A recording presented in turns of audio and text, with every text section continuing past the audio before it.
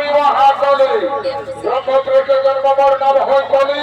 আনন্দ উপভোগের লাগে আসি আসি সার্বভৌম মার বাপ এই জীবন সঙ্গে হারণে স্বর্গপুরের মাটি অপবিত্র করিস না এখান থেকে তুই চলে যা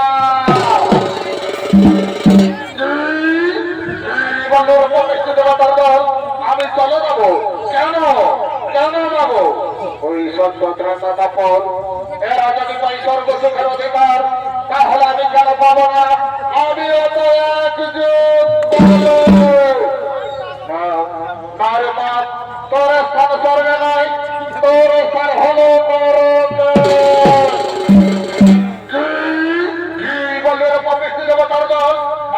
আমার স্থান নরকে তোরা জানিস না